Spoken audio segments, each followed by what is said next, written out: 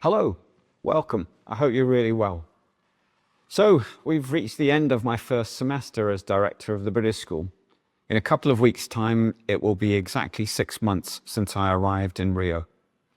To be honest, that seems a long time ago now. Listen, I want to sincerely thank all of you who've gone out of your way to make me feel welcome since then. Children, parents, teachers, admin team members, the catering team, colleagues, board members, PTA, all stakeholders in our community. I especially want to thank my senior colleagues. You know, believe it or not, the responsibility of being a school director can be quite lonely and intimidating at times, until the moment one realizes that one is surrounded by clever, capable, and highly committed colleagues. I'm incredibly grateful for the way in which the senior team has listened to and bought into my analysis of where we need to head as a school. And it's been a real pleasure to watch them take these key priorities into all of their many meetings and their own planning and practice to move our learning community tangibly forward. Now, many of the things we're working on will take a little time to become evident to you as parents, but I'm very pleased with the momentum we've created, and it's to my senior team that the credit for that goes. Now, one of the next building blocks in this developmental process is for us to explore again how we define high-quality learning, what we believe great learning is, what it looks like, sounds like, even what it feels like. It may strike you as slightly odd that we would spend precious time on this. After all, we call ourselves a learning community, do we not? Learning is our core business. And it should be obvious, shouldn't it? Learning is what we know now that we didn't know before. Well, actually, the world's best learning scientists differ considerably in their opinions on what learning is. Let me give you a couple of examples. One says, learning is a change in neural function as a consequence of experience.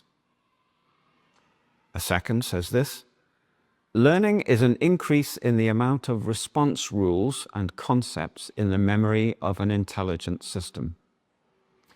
And a third, which I find quite thought-provoking, learning is the alteration of behavior as a result of individual experiences. When an organism can perceive and change its behavior, it is said to learn. When an organism can perceive and change its behavior, it is said to learn. Interesting. And all of this before we have even then considered what great learning is, what that means in terms of engagement and progress. And then there's the professional questions for us in terms of determining the best pedagogical approach to creating great learning and the most apt ways of evaluating and assessing it. One further implication in this debate about high quality learning is to decide what is important learning, isn't it? We can't learn everything. So what will we prioritize and say is important, and why?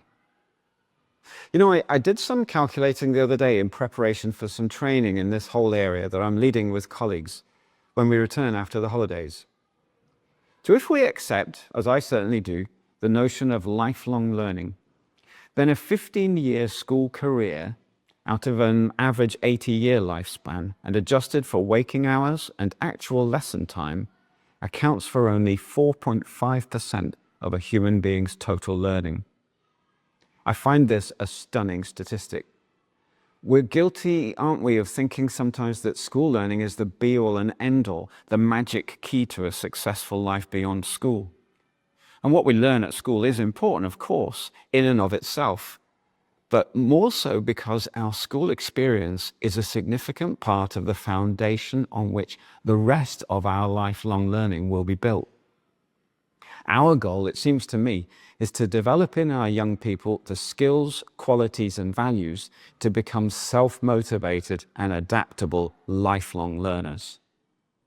In short, it's our challenge to inculcate in our young people a love of learning. And that means planning learning experiences that are engaging, useful, and rewarding. And somehow we must inspire our young people to undertake a lifelong journey of self-improvement, a commitment to trying to become the best possible versions of themselves. And that means developing in them the habit of being honestly self-critical and reflective.